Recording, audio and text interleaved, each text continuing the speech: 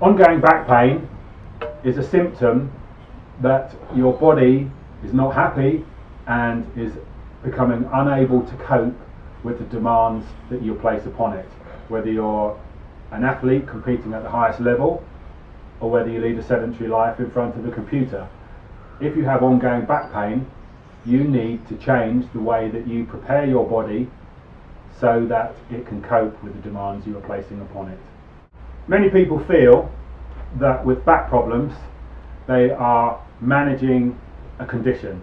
So the first part of changing your mentality is I would like to say that you are not managing a condition. For triathletes in particular, you are riding on injury, and in order to remedy the injury, the first thing you need to do is stop your training sessions, stop your cycling, stop your running, stop your hard swimming sessions, and actually focus on healing your injury.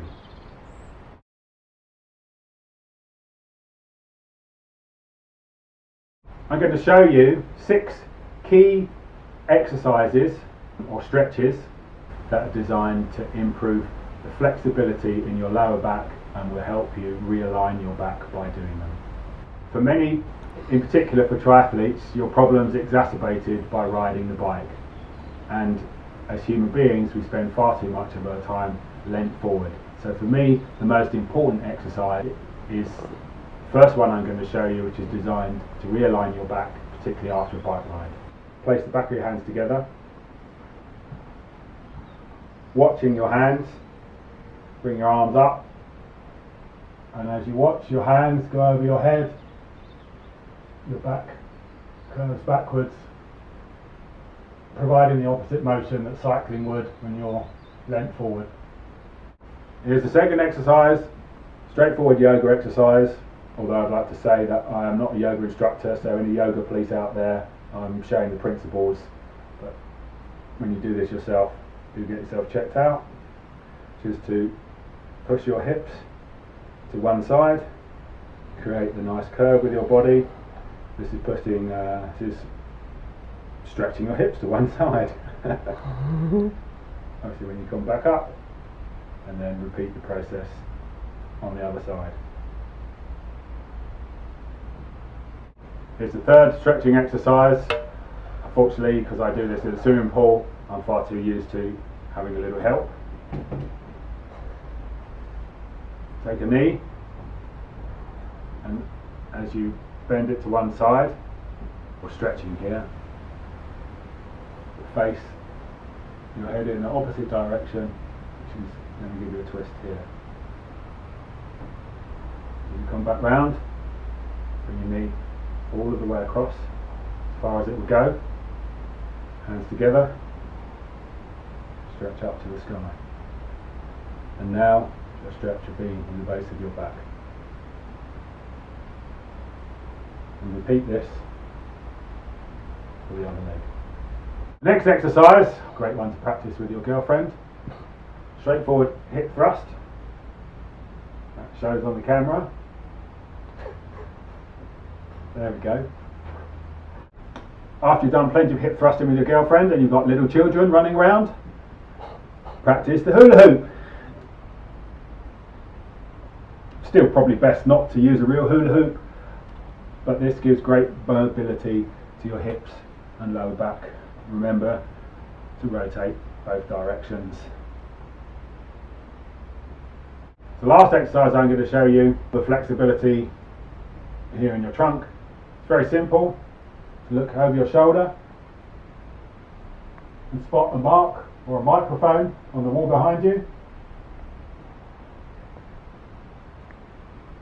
and then continue round, looking over the opposite shoulder so you can see the same mark. Simple.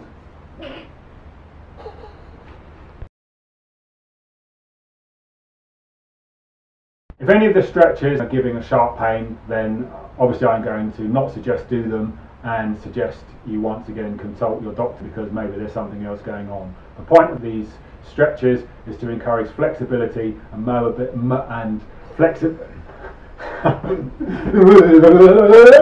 point of these stretches is to encourage flexibility and mobility, particularly in your lower back area and your hips. Alright, this area from here to here, which particularly as triathletes we are too keen to ignore.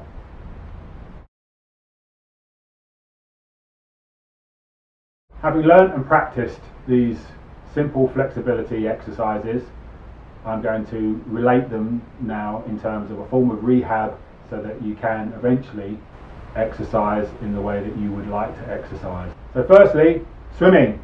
Find yourself a pool that has a good hot room. And here's my suggestion. Go to the swimming pool, go into the hot room, you warm your back up. And then when you go into the pool, go through the 6 flexibility exercises that I've suggested. And then you do an easy swim of maybe 6 to 8 lengths of a 25-metre pool, making sure that for at least 2 of those lengths you're flipped over onto your back so that you are likely then to be swimming more balanced. The point of the swimming is simply as relaxation and mobility for your shoulders and many other parts of your body. After 6 or 8 lengths, stop, do the flexibility exercises again. Repeat this process 2 or 3 times. I found when my back was at its worst that I could only repeat the process twice, because gradually as your legs dropped swimming, it put pressure on my back and I was in pain again. So if this is the situation you're in, do what you can, little and often. This simple workout of very easy swimming combined with stretching and flexibility exercises now needs to become the core foundation stone of your training and be done daily. Since I've suggested you spend very little time training for fitness, to use some of this time to have your stroke analysed, go and see a coach, maybe film your stroke, make sure you're breathing on both sides so that your stroke is well balanced. When you get home from the pool, do the stretches again. Set your alarm for 30 minutes, do the stretches again, and again, and again, and again. And then when you're totally bored of doing the stretches, do them again. The other thing at this point that you should also feel fairly comfortable doing is walking.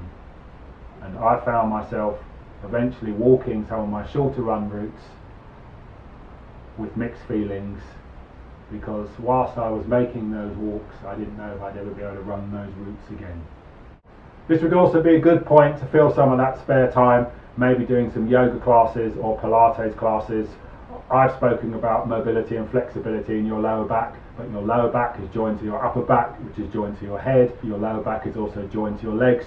Although we're concentrating here on lower back flexibility, do not ignore the rest of your body. Eventually, your discs will realign and your pain will disappear.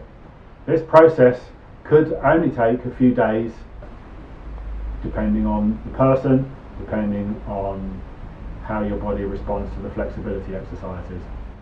There will come a point when walking where you might feel like jogging. Give it a go. If your back feels that it's okay, try it. Don't run for more than maybe several hundred meters at first, and then leave it for at least a day to make sure that there's no recurrence of your back pain. If all is good, try another short jog, a little bit longer, baby steps. Remember, these jogs are not for training purposes for your fitness, but they are helping your back get used to the future process of running and recovery. Once you're able to jog fairly regularly and you're still pain-free, this is a perfect time to have your running gait and technique analysed. Take the time maybe to be filmed or go and see a coach. What's important going forward is that your running action is balanced. This will reduce the pressure on your back and any other parts of your body that imbalance will struggle with. Remember, when you've finished each run, go through your stretching exercises, preferably go back to the hot room, stretching exercises, short swim. Hot room, back home, stretching exercises. And then when you've done your stretching exercises, do them again. Only after you're able to swim pain-free, run pain-free, live your life completely pain-free, lots of no pain, is it suitable then for you to get back on your bike. Your first bike rides should be very short. I'm going to suggest no more than 15 to 20 minutes maximum, so that your back has a chance to get used to the pressure that you're once again putting on it, and has a chance to recover and relax before you do it again. Leave a day at least in between your first bike rides to allow this to happen. I'm also going to suggest that you get properly, professionally fitted to your bike so that your riding style is well balanced and with as good a posture as you can get it. This in turn will reduce the pressure on your back. When you've gone through this rehabilitation process, you should be able to train on a regular basis. I hope you are reapproaching the way you train and the way you prepare your body so that it is now able to cope with regular training sessions. Remember, when you get off your bike after a long bike ride, don't just stand up, but stand up, bend over, give it a little wiggle, and then off you go.